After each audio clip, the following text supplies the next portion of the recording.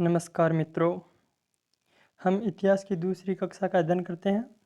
द्विज शासन 1757 में प्लासी एवं 1764 और 65 में बक्सर के युद्ध में विजय के पश्चात भारत में कंपनी का शासन प्रारंभ हुआ। क्या प्लासी के युद्ध और बक्सर के युद्ध पश्चात भारत में कंपनी का शासन प्रारंभ हो गया। क्लाइव ने प्रशासनिक व्यवस्था के तहत बंगाल में 1765 में द्विज शासन की स्थापना की। प्रस्तुत 1765 में क्लाइव द्वारा कंपनी को दीवानी एवं निजामत का अधिकार प्राप्त किया। क्या है कि 1765 में क्लाइव द्वारा कंपनी को दीवानी और निजामत का अधिकार प्राप्त कर लिया। जो पहले एक व्यापारी कंपनी थी, उसके बाद में जो बक्सर का युद्ध हुआ, उसके बाद में ब्रिटिश कंपनी ने जो दीवानी और निजामत का अधिकार है उसे ग्रहण कर लिया। उसके बाद में क्या दीवानी और निजामत की नियुक्ति का अधिकार कंपनी को मिल गया। कंपनी ने दीवानी कार्य के लिए 2 उप दीवान बंगाल के लिए जो कंपनी ने दीवानी कार्य के लिए 2 उप दीवान नियुक्त किए। जो बंगाल के लिए तो मोहम्मद रजा खां और बिहार के लिए सिताब राय को नियुक्त किया। मोहम्मद रजा को उप दीवान के रूप में भी नियुक्त किया गया। इस प्रकार समस्त दीवानी और निजामत का कार्य भारतीयों द्वारा ही चलता रहा ताकि विरोध ना हो सके। इस व्यवस्था में नियुक्ति से संबंधित और नीति निर्माण से संबंधित सभी शक्तियाँ ब्रिटेन के पास ही थी, जबकि उत्तरदायित्व भारतीयों के पास रहा। इस व्यवस्था को दोहरी प्रणाली की संज्ञा दी गई। प्री में बहुत बार क्वेश्चन आता है इसी से, अर्थात 2 राज्य कंपनी और नवाब, एक के हाथ में शक्ति तो दूसरे हाथ में उत्तरदायित्व। देखिए कंपनी बहुत ही चालुक्य से तरीके से, है ना, बहुत ही अच्छे तरीके से जो दीवानी कार्य है या जो आय का स्रोत है वो तो अपने हाथों में रखा, और केवल संचालन भारतीय के हाथों में रखा, ताकि जो बंगाल में जो स्थानीय लोग हैं उनके द्वारा विरोध का सामना नहीं किया जाए। अब देखिए द्विज शासन का औचित्य क्या है वो देख लेते हैं। द्विज शासन का औचित्य, क्लाइव ने द्विज शासन प्रणाली के औचित्य को सही ठहराते हुए कहा कि इससे कंपनी की शक्ति और समृद्धि बढ़ेगी। यह कथन आ सकता है कि क्लाइव ने द्विज शासन प्रणाली के औचित्य को सही ठहराते हुए क्या कहा, इससे कंपनी की शक्ति और समृद्धि बढ़ेगी। वस्तुतः कंपनी स्पष्ट रूप से राजनीतिक सत्ता हाथ में ले लेती है तो इसका वास्तविक रूप से लोगों को के सम्मुख आ जाएगा और सारे भारतीय इसके विरोध में एकत्र हो जाएंगे। अगर सीधे कंपनी जो पूरा अपने अपने हाथों में प्रणाली ले लेती तो इसे जो वहाँ के लोग हैं या समुदाय है उनका विरोध का सामना करना पड़ता। इसलिए कंपनी ने जो वहाँ की शासन व्यवस्था नवाबों के या जहाँ पर दीवान नियुक्त किए उन्हीं के हाथों में सौंपी।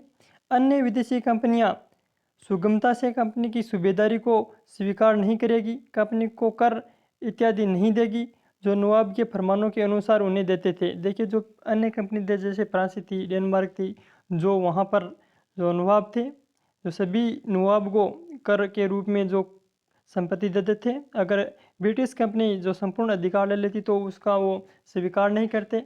इसीलिए उन्होंने जो उत्तरदायित्व नवाब को ही दिया, या जहाँ पर वो नवाब या दीवान नियुक्त किए उन्हीं के हाथों में रहा। स्पष्ट राजनीतिक सत्ता हाथ में लेने से इंग्लैंड और विदेशी शक्तियों के बीच में कहता आ सकती थी। जो सीधे लेने से जो ब्रिटेन में और विदेशी शक्तियों के बीच सीधा टकराव आ सकता था। इससे कंपनी को अनेक गैर उत्पादक दायित्वों का बोझ उठाना पड़ता। देखिए यहाँ से द्विज शासन के औचित्य में पूछ सकता है कि कंपनी ने सीधे जो बंगाल का शासन अपने हाथों में क्यों नहीं लिया। तो ये कारण है, मेंस में भी ऐसे क्वेश्चन आ सकते हैं कि कंपनी के पास अधिकारियों की भी कमी थी, ये भी एक कारण था। उसके बाद में उससे लाभ क्या हुआ, द्विज शासन से कंपनी को लाभ क्या हुआ, कंपनी का बंगाल की सत्ता पर पूरा अधिकार हो गया जबकि उसके पास किसी प्रकार की जिम्मेदारी नहीं थी। देखिए कंपनी की बंगाल की पूरी सत्ता पर पूर्ण अधिकार हो गया जबकि उसके पास किसी भी प्रकार की जिम्मेदारी नहीं थी। अब शासन की विफलताओं के लिए भारतीयों पर दोषारोपण किया जा सकता था जबकि इससे प्राप्त लाभों का उपयोग कंपनी करती थी। ठीक है, अब दुष्परिणाम देखिए क्या कार्य है। प्रशासनिक अव्यवस्था, निजामत की शिथिलता के कारण देश में कानून व्यवस्था की स्थिति कमजोर हुई। नवाब में कानून लागू करने और न्याय देने की असामर्थ्य नहीं रही।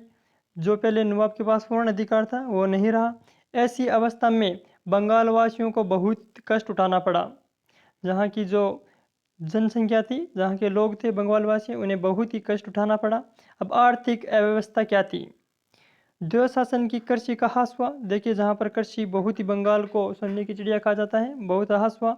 भूमि कर संग्रहण करने का अधिकार प्रतिवर्ष अधिकारी क्या अधिकाधिक बोली देने वाले को दे दिया गया, मतलब कर बढ़ा दिया गया, जिससे कृषि विकास में स्थायी रूप से कोई रुचि नहीं थी। प्रत्येक वर्ष लगान की राशि बढ़ती चली गई।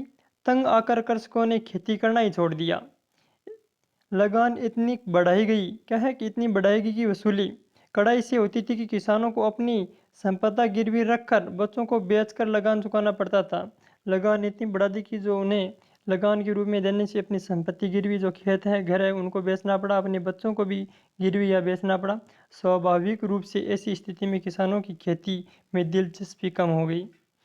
ऐसे में क्या है, 1700 जो यहाँ पर अट गया है, 75 में अकाल का पड़ना और कंपनी क्या कह रहा है कि ऐसे में 1700, यहाँ पर 70 है, 1770 में अकाल का पड़ना और कंपनी की तरह से जनता की सहायता का कोई प्रत्यक्ष या प्रयत्न नहीं करना अर्थव्यवस्था की दृष्टि से प्रतिकूल साबित हुआ। इस स्थिति में कंपनी के कर्मचारियों ने वस्तुओं का मूल्य बढ़ाकर ज़्यादा लाभ उठा कमाया। आर्थिक अव्यवस्था की स्थिति कृषि की चौपट होने व आदि के व्यापार वाणिज्य भी बुरी तरह से व्यवस्थित हो गई। देखिएगा, आर्थिक अव्यवस्था की स्थिति कृषि के चौपट आदि होने से व्यापार वाणिज्य में बुरी तरह से अव्यवस्था होगी। कंपनी के कर्मचारियों के भ्रष्टाचार और धन प्राप्ति की लालसा से उनकी व्यक्तिगत आय में तो वृद्धि हुई, किंतु बंगाल की दशा कंगाल हो गई। देखिए, कंपनी ने भारतीय माल खरीदने के लिए इंग्लैंड से धन भेजना बंद कर दिया। क्या है, कंपनी ने जो पहले भारतीय माल खरीदने के लिए इंग्लैंड से धन आता था, उसे बंद कर दिया। वे बंगाल से प्राप्त राजस्व से ही भारतीय माल खरीदते, उसे विदेशों में बेचते।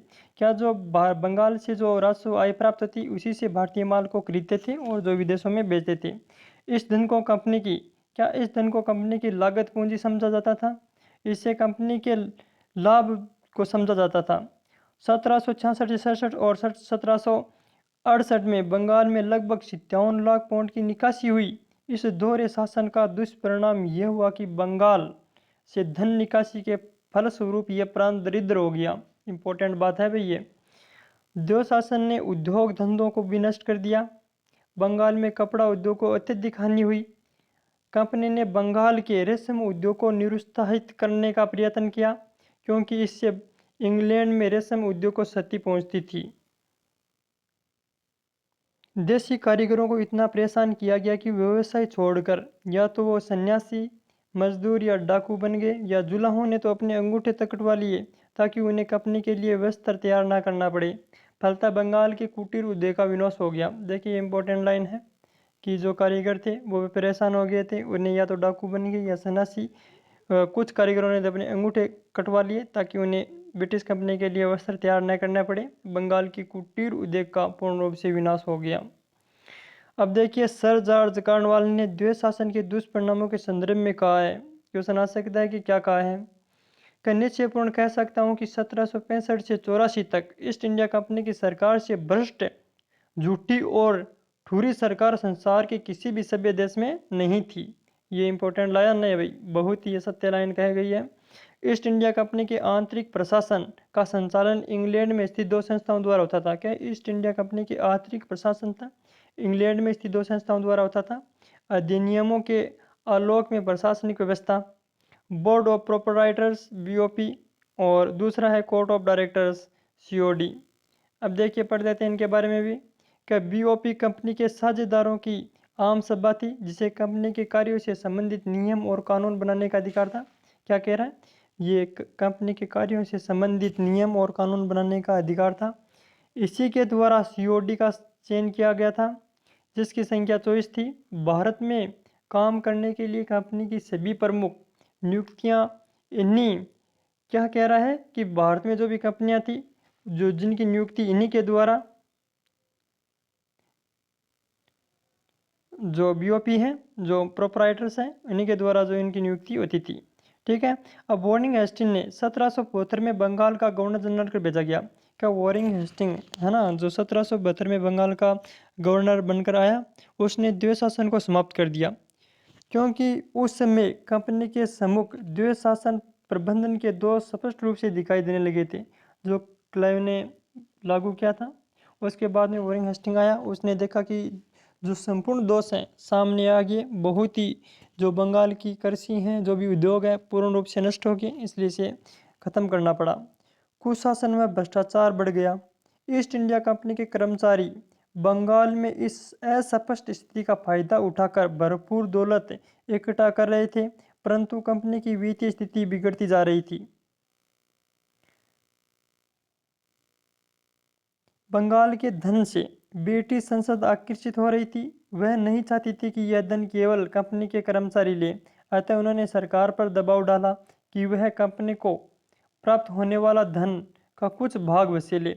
भारत से प्राप्त धन का प्रयोग इंग्लैंड के सार्वजनिक ऋण को कम करने तथा अंग्रेजों पर करों का बोझ कम करने के लिए किया जा सकता है। देखिए, जो ब्रिटिश संसद है, बाहर से प्राप्त माल जो पहले कंपनी अकेले लेती थी, वो भी संसद भी आकर्षित होने लगी और उस पर कुछ टैक्स वसूलने के लिए जो नए नए अध्यादेश आएंगे आगे देखेंगे। देखिए, उद्देश्य से ब्रिटिश संसद ने 1767 में एक कानून बनाकर कंपनी को बाध्य किया कि वह प्रतिवर्ष ब्रिटिश सरकार को अपनी आमदनी में से 40 लाख पाउंड की राशि दे। बता रहा था ना।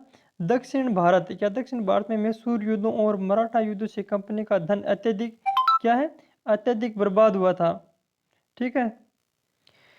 फलतः कंपनी ने ब्रिटिश सरकार के ऋणों की मांग की और ब्रिटिश संसद को कंपनी के कार्यों पर नियंत्रण लगाने का यह सुनहरा अवसर था। क्या है कि दक्षिण भारत में जो मैसूर युद्ध हुए, मराठाओं के साथ कंपनी का धन का अत्यधिक बर्बाद हुआ। फलतः कंपनी ने ब्रिटिश सरकार को ऋणों की मांग की थी, यानी कंपनी ने जो संसद है ब्रिटिश सरकार से मांग की कि हमें ऋण चाहिए, क्योंकि जो युद्ध हो रहे थे उनमें अत्यधिक धन या अत्यधिक पैसों की आवश्यकता थी। ब्रिटिश संसद को कंपनी के कार्यों पर नियंत्रण करने का यह सुनहरा अवसर प्राप्त हो गया। अब देखिए कि इसी पृष्ठभूमि में संसद ने 1773 ईस्वी में भारत में ब्रिटिश प्रशासन नियंत्रण स्थापित करने के लिए रेगुलेट एक्ट पारित किया। इस एक्ट के जरिए भारतीय शासन व्यवस्था में महत्वपूर्ण परिवर्तन आया। बंगाल का गवर्नर ब्रिटिश भारत का गवर्नर कहलाने लगा। बोर्ड डायरेक्टर के लिए यह अनिवार्य बना दिया गया कि भारतीय राजनीतिक मामले, नागरिक गतिविधियां, राजस्व से संबंधित सूचनाओं को ब्रिटिश सरकार के समक्ष रखें। गवर्नर जनरल क्या है? गवर्नर जनरल 4 सदस्यीय काउंसिल की सहायता से प्रशासन चलाते थे। देखिए, गवर्नर जनरल है जो 4 सदस्यीय काउंसिल की सहायता से प्रशासन चलाने लगा। पहले जो ऐसे ही कंपनी चलाती थी, उसे कानून बनाने, अधिसूचनाएं जारी करने का अधिकार दिया गया था। न्याय के संपादन के लिए सुप्रीम कोर्ट की स्थापना की, जो रेगुलर एक्ट 1773 है उसके द्वारा। देखिए, जो 4 सदस्यीय काउंसिल की सहायता से प्रशासन चलाने का अधिकार प्राप्त हुआ, कानून बनाने का अधिकार, सूचना, अनेक प्रकार के अधिकार दिए गए। रेगुलेट एक्ट शीघ्र ही अव्यवहारिक साबित हो गया। गवर्नर जनरल और उसकी काउंसिल के बीच अंतर संघर्ष चलता रहा। बम्बई और मद्रास की सरकारों पर गवर्नर जनरल और उसकी काउंसिल का पूरा नियंत्रण स्थापित नहीं था। अतः ब्रिटिश संसद ने 1784 में पिट्स इंडिया एक्ट पारित किया गया। पिट्स इंडिया एक्ट के तहत क्या है, इंडिया में डायरेक्टर की नीतियों को नियंत्रित करने के लिए 6 सदस्यीय बोर्ड ऑफ कंट्रोल बीओसी का स्थापना की गई। गवर्नर जनरल के काउंसिल के सदस्यों की संख्या घटाकर 3 कर दी गई। जो काउंसिल के सदस्यों की संख्या पहले 4 थी, अब 3 कर दी गई। बम्बई और मद्रास के गवर्नरों को पूर्णतः गवर्नर जनरल के अधीन कर दिया गया। ये क्वेश्चन आ सकता है कि पिट्स इंडिया एक्ट जो 1784 में पारित किया गया था, और इसमें मुंबई और मद्रास के गवर्नरों को पूर्णतः है ना गवर्नर जनरल के अधीन कर दिया गया। इस एक्ट ने भारतीय प्रशासन एवं भारतीय मामलों को ब्रिटिश सरकार को नियंत्रणाधीन कर दिया गया। अब देखिए, इस कानून ने उस प्रशासनिक ढांचे का निर्माण किया जिसके आधार पर 1857 ईस्वी तक भारत में कंपनी का प्रशासन चलता रहा। यद्यपि समय समय पर संशोधन एवं परिवर्तन हुए। देखिए, जो पिट्स इंडिया एक्ट था उसे लेकर जो 1757 तक विद्रोह हुआ, उस समय तक भारत में कंपनी का शासन अच्छे से चलता रहा, लेकिन समय समय पर संशोधन एवं परिवर्तन होते रहे। उसके बाद में 1813 में ब्रिटिश संसद ने चार्टर एक्ट पारित किया। इसके तहत सरकार ने भारत में कंपनी का व्यवहारिक एकाधिकार समाप्त कर दिया गया। क्या क्वेश्चन इंपॉर्टेंट है भाई कि 1813 में ब्रिटिश संसद ने चार्टर एक्ट पारित किया, जिसके तहत भारत क्या है, सरकार ने भारत में कंपनी का व्यवहारिक एकाधिकार समाप्त कर दिया गया और भारतीय व्यापार पर अब सभी ब्रिटिश व्यापारियों के लिए खोल दिया गया, जो पहले कंपनी के लिए था। इस तरह औद्योगिक पूंजीवाद का भारत में शोषण का एक नया अध्याय प्रारंभ हो गया, क्योंकि अब सभी ब्रिटिश जो व्यापारी जो मतलब कंपनी के लिए थे, सभी के लिए खोल दिया, जो पूंजीपति लोग थे। इस एक्ट के तहत भारतीयों की शिक्षा पर 1 लाख रुपये प्रति वर्ष कंपनी द्वारा खर्च किए जाने की बात कही, अंग्रेजों की प्रशासनिक आवश्यकताओं की पूर्ति की जा सके। देखिए ये क्वेश्चन पॉलिटी से इस तरह से हिस्ट्री से भी आ सकता है कि भारतीय शिक्षा के लिए जो 1713 में एक्ट आया चार्टर एक्ट, उसके तहत कितने रुपयों की प्रावधान किया गया था, तो 1 लाख रुपये प्रति वर्ष शिक्षा पर खर्च किए जाएंगे। अब 1833 में ब्रिटिश सरकार ने एक चार्टर एक्ट पारित किया फिर से। इसके तहत कंपनी का शासनकाल 20 वर्षों तक निर्धारित किया गया। गवर्नर जनरल की समस्त ब्रिटिश भारत के लिए कानून बनाने का अधिकार दिया गया। क्या ब्रिटिश सरकार को, है ना, कि गवर्नर जनरल को ब्रिटिश ने भारत के लिए समस्त कानून बनाने का अधिकार दे दिया गया। विधि व्यवस्था का केंद्रीकरण किया गया। इसी चार्टर एक्ट के तहत कहा गया कि धर्म, वंश, जाति, रंग के आधार पर कोई भेदभाव नहीं किया जाएगा। अंग्रेजों ने भारत में बसने और भू संपदा खरीदने का अधिकार प्रदान किया। देखिए इसमें जो एक्ट आया उसमें कहा गया किसी भी वंश, धर्म आदि पर भेदभाव नहीं किया जाएगा, लेकिन भारतीयों के साथ बहुत ही बड़े स्तर पर भेदभाव होता रहा। ये सिर्फ कहने की बातें थी। 1853 में कंपनी का जो अंतिम चार्टर एक्ट आज्ञा पत्र पारित किया गया। इसमें कहा गया कि संसद किसी भी कंपनी किसी भी समय कंपनी का प्रशासन अपने हाथों में ले सकती है। ये क्वेश्चन आ सकता है कि 1853 में कंपनी का जो अंतिम चार्टर एक्ट पारित किया गया उसमें क्या कहा गया, संसद किसी भी समय कंपनी का जो प्रशासन है अपने हाथों में ले सकती है। प्रशासनिक नियुक्तियों पर कोर्ट ऑफ डायरेक्टर का संरक्षण समाप्त हो गया। सिविल परीक्षा प्रणाली खुली प्रतियोगिता पर आधारित की गई। यह भी इंपॉर्टेंट लाइन है। जो पहले सीधे होती थी, अब सिविल परीक्षा प्रणाली जो प्रतियोगिता परीक्षाओं के पर आधारित हो गई। कोर्ट ऑफ डायरेक्टर के सदस्यों की संख्या 24 से घटाकर 18 कर दी गई। उनमें से 6 की नियुक्ति क्राउन ब्रिटिश सम्राट द्वारा की जाने लगी। इससे कंपनी पर ब्रिटिश सरकार का नियंत्रण और बढ़ गया। क्या देखिएगा, जो कोर्ट ऑफ डायरेक्टर के सदस्यों की संख्या पहले 24 थी उसे घटाकर 18 कर दी गई। उनमें से 6 की नियुक्ति तो जो ब्रिटिश का सम्राट है उसके द्वारा की जाती थी, और इससे कंपनी पर ब्रिटिश सरकार का नियंत्रण और बढ़ गया। इस तरह प्लासी से लेकर 1857 की विद्रोह तक भारत में कंपनी का प्रशासन ढांचा क्रम से विकसित हुआ।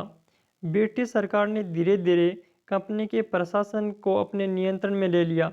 इसका उपयोग ब्रिटिश साम्राज्य के हितों की पूर्ति एवं सुरक्षा के लिए किया गया। भारतीयों के हित की नितांत उपेक्षा की गई।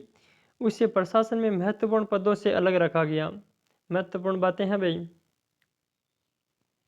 कि यद्यपि प्रशासन की प्रकृति और उसका विकास स्थानीय सामाजिक और आर्थिक आवश्यकताओं के अनुरूप होता है, तथापि अंग्रेजों की प्रशासनिक व्यवस्था स्थानीय हितों और राजनीतिक सिद्धांतों की अपेक्षा अंग्रेज व्यापारियों और कर्मचारियों से निजी हितों पर आधारित थी।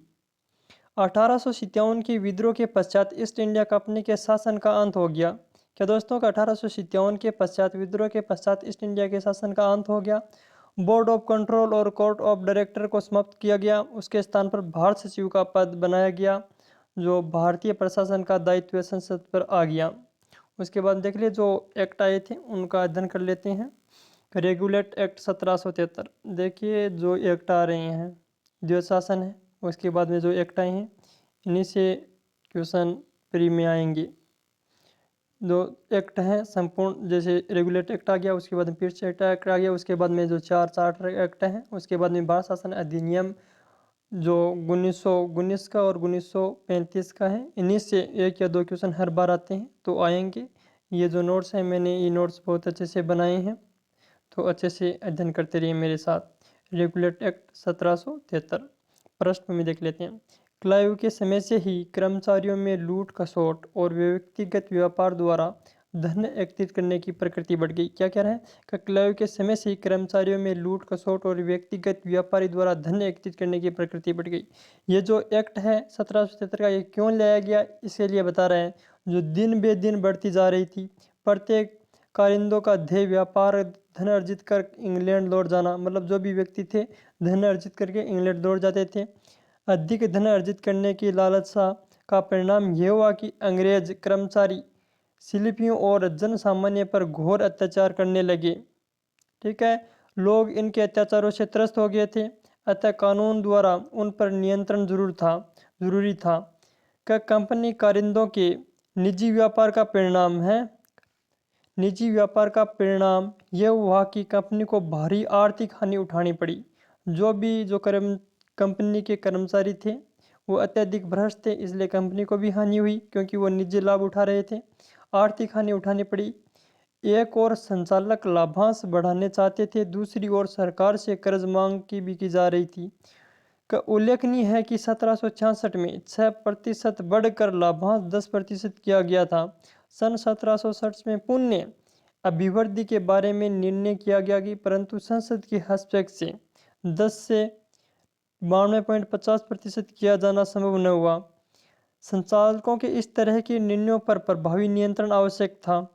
भूराजस्व व्यवस्था पर यद्यपि 1772 में कंपनी ने अपना नियंत्रण स्थापित कर लिया था, लेकिन कारिंदों की उत्तरदायित्वहीनता से अराजकता बढ़ गई।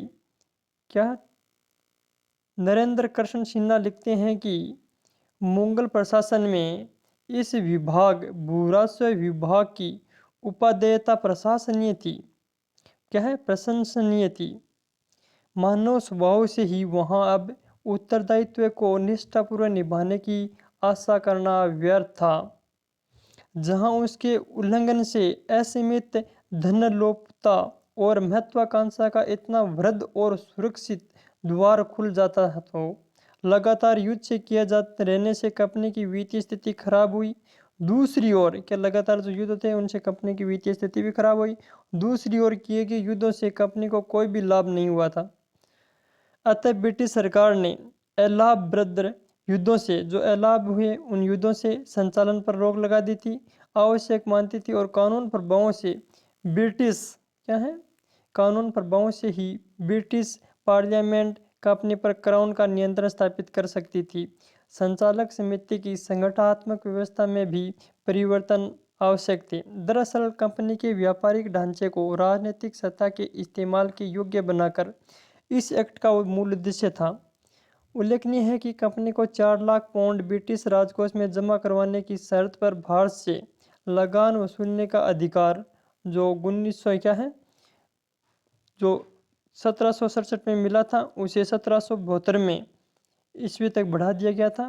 परंतु क्या है किंतु कंपनी ने पिछले 3 वर्षों से सरकार का वार्षिक 4 लाख पाउंड लाभांश भुगतान नहीं किया था, अतः कंपनी की आर्थिक स्थिति खराब थी। ठीक है, यह भी विचारणीय था कि पिछले 12 वर्षों से बंगाल सूबे से संपत्ति की निकासी होते रहने से बंगाल में चांदी की कमी हो गई। 1772 में लॉर्ड नॉर्थ ने ब्रिटिश पार्लियामेंट में ये अवगत कराया कि कंपनी को 10 लाख पाउंड का कर्ज नहीं दिया गया तो उसका व्यापार नष्ट हो जाएगा। अतः इंग्लैंड में भुगतान हेतु और धातु मुद्रा संकट से दूर करना आवश्यक समझा गया। ब्रिटिश संसद बेकफोर्ट, बोरेल और न्यूजेट आदि इस बात पर जोर देने लगे कि कंपनी की भारतीय संपत्ति पर ब्रिटिश सरकार का अधिकार होना चाहिए।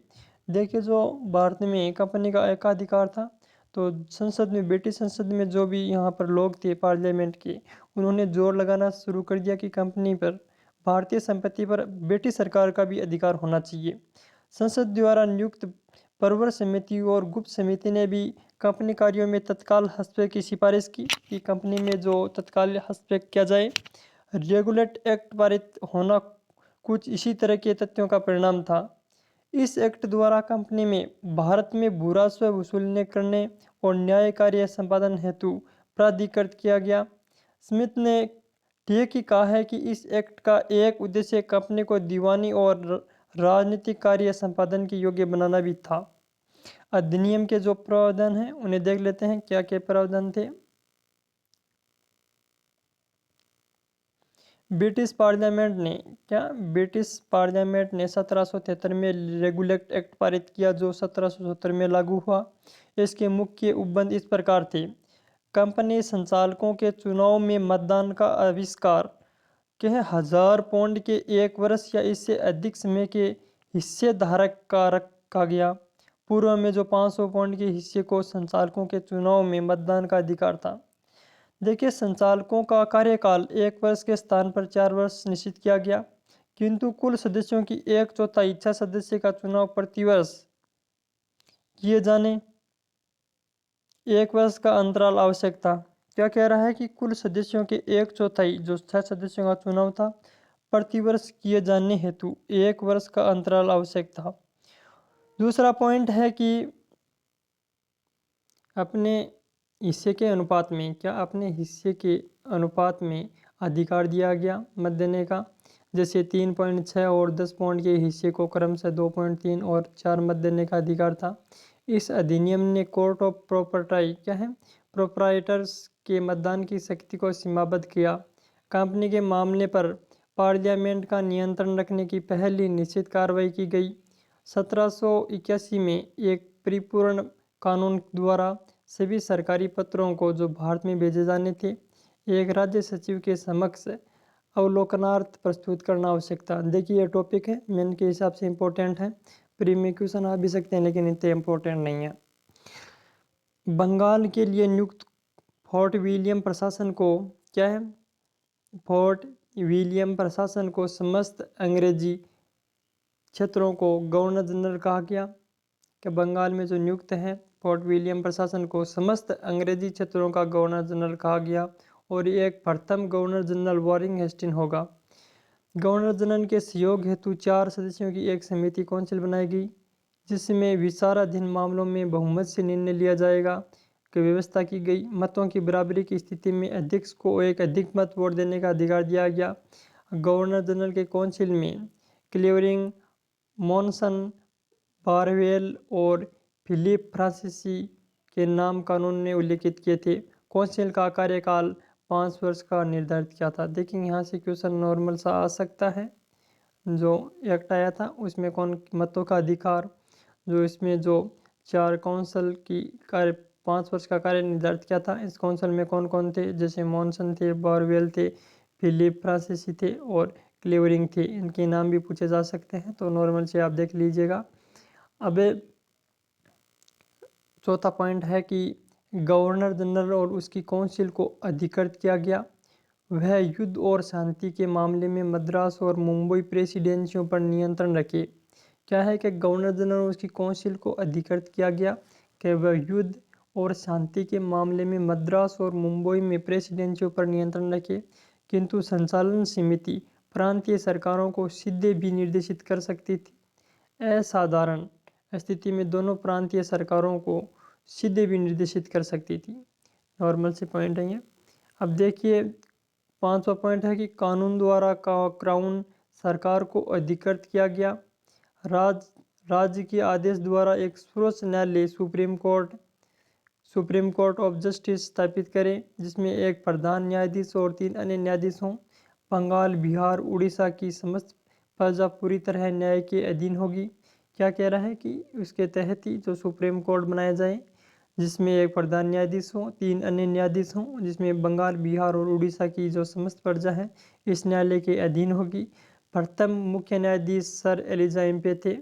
उसके बाद ये भी इम्पोर्टेंट प्री में क्वेश्चन आ सकता है कि भारत में प्रथम मुख्य न्यायाधीश कौन थे, तो सर एलिजा एम्पे थे। उसके बाद में देखिए गवर्नर जनरल एक काउंसिल भारत के कानून बना सकता था। क्या गवर्नर जनरल और काउंसिल भारत के लिए कानून बना सकता था, लेकिन इसे प्रभावी बनाए रखने के लिए पूर्व सुप्रीम कोर्ट द्वारा पंजीकृत और प्रकाशित किया जाना जरूरी था।